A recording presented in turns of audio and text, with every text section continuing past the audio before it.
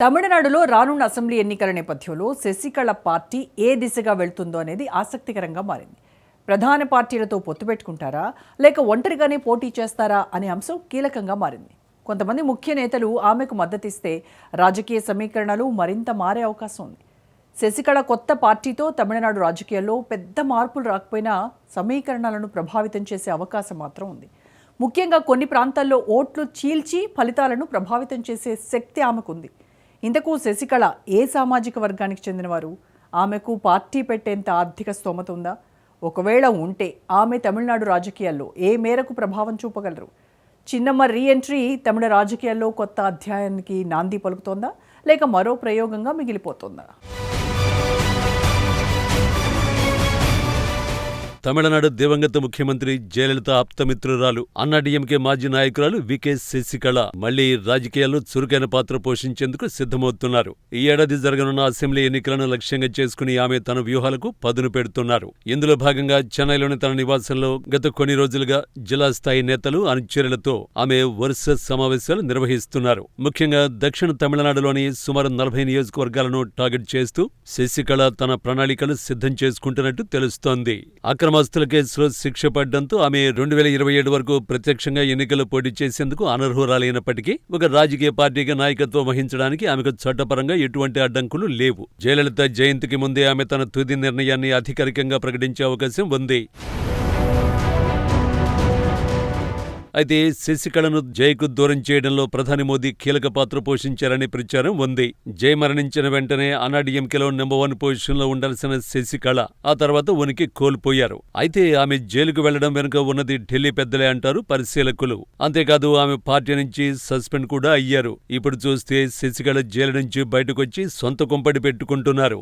Jail శిక్ష అనంతరం కొంతకాలం రాజకీయాలకు దూరంగా ఉన్న శశికళ మళ్లీ యాక్టివ్ కావాలని నిర్ణయించుకున్నారు. అన్నాడీఎంకేలో తిరిగి చోటు సంపాదించేందుకు చేసిన ప్రయత్నాలు విఫలమవడంతో ఇప్పుడు సొంత పార్టీ ద్వారా తన శక్తిని నిరూపించుకోవాలని చూస్తున్నారు. తన అనుచరులతో వరుస సమావేశాలు నిర్వహిస్తూ కనీసం 40 నియోజకవర్గాల్లో బలమైన స్థానం సంపాదించడమే లక్ష్యంగా ముందుకు సాగుతున్నారు.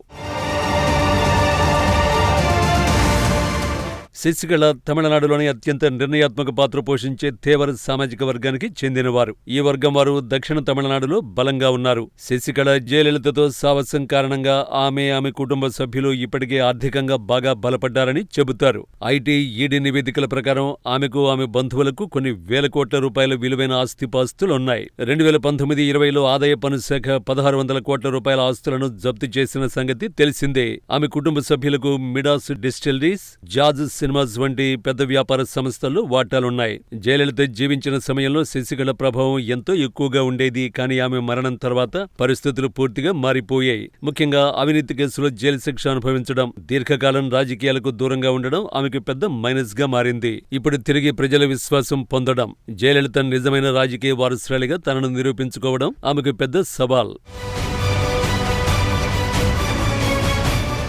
ఇక శశికళ తమిళనాడు రాజకీయాల్లో తన ఉనికి చాటుకోవడానికి ఇప్పుడే కాదు ఎప్పటినుంచో యత్నాలు కొనసాగిస్తూనే ఉన్నారు. 2024 జూన్లోనే ఆమె రాజకీయాల్లోకి తిరిగి వస్తున్నట్టు ప్రకటించారు. ఇక 2026 తమిళనాడు అసెంబ్లీ ఎన్నికలే టార్గెట్గా పార్టీని ప్రకటించారు.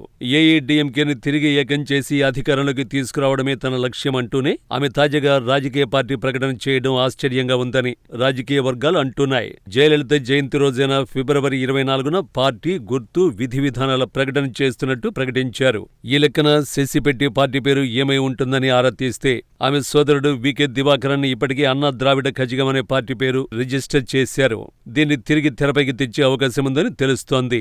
ఆ తర్వాత జయ పేరు అమ్మ అని ఎక్కువగా ఈ ప్రాంతంలో పిలుస్తుంటారు. అలా అన్నా బదులు అమ్మ ద్రావిడ కజగం అనే పేరు కూడా ఎక్కువగా వినిపిస్తోంది.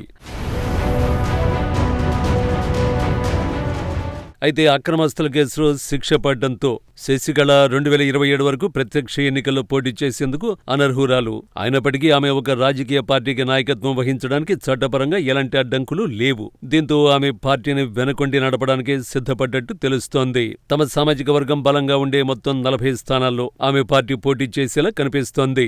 జయలలిత జయంతికి ముందే శశికళ తన నిర్ణయాన్ని అధికారికంగా ప్రకటించే అవకాశం ఉందని రాజకీయ వర్గాలు భావిస్తున్నాయి. మరోవైపు శశికళ కొత్త పార్టీతో ఓట్లతో రావడం ప్రధానంగా అన్నాడీఎంకేకు సవాల్గా మారే అవకాశం ఉంది. ముఖ్యంగా దక్షిణ తమిళనాడులో ప్రభావం ఉన్న తేవర్ సామాజిక వర్గం ఓట్లు చీలే ప్రమాదం ఉంది. ఇది ప్రత్యక్షంగా అన్నాడీఎంకే ఓటు బ్యాంకును ప్రభావితం చేసే అవకాశం ఉంది. ఆమె పార్టీ స్వతంత్రంగా గెలవకపోయినా కొన్ని కీలక నియోజకవర్గాల్లో ఫలితాలను మార్చే స్పాయిలర్ పాత్ర పోషించే అవకాశం ఉందని రాజకీయ విశ్లేషకులు అంచనా వేస్తున్నారు. ఇప్పటికే నటుడు విజయ్ స్థాపించిన తమిళగ వెట్రి కజగం పార్టీ యువతలో ఆకర్షణగా మారుతోంది. ఈ నేపథ్యంలో యువ ఓటర్ల మద్దతు శశికళకు దక్కుతుందా లేదా అనేది ప్రశ్నార్థకంగా మారింది. యువతలో ప్రభావం చూపడం ఆమెకు పెద్ద సవాలుగా మారనుంది.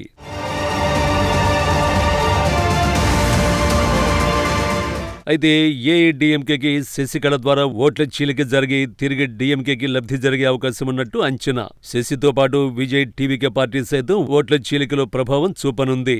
ఇటు శశికళ ద్వారా అన్నాడీఎంకే ఓట్లు చీలితే అటు విజయ్ ద్వారా డీఎంకే ఓట్లు చీలేలా ప్రస్తుత తమిళనాడు పరిస్థితి కనిపిస్తోంది. మరి చూడాలి, ఈ రెండు పార్టీలో ఏ పార్టీ ఈ ఎన్నికల్లో విజయం సాధించబోతుందో తేలాల్సి ఉంది. మొత్తం మీదైతే అన్ని అడ్డంకులను దాటుకుని శశికళ తిరిగి తన నెచ్చిలి జయను గుర్తుకు తెచ్చే విధంగా ఎలాంటి పార్టీ ప్రకటన చేయబోతారు అన్న ఉత్కంఠ నెలకొంది.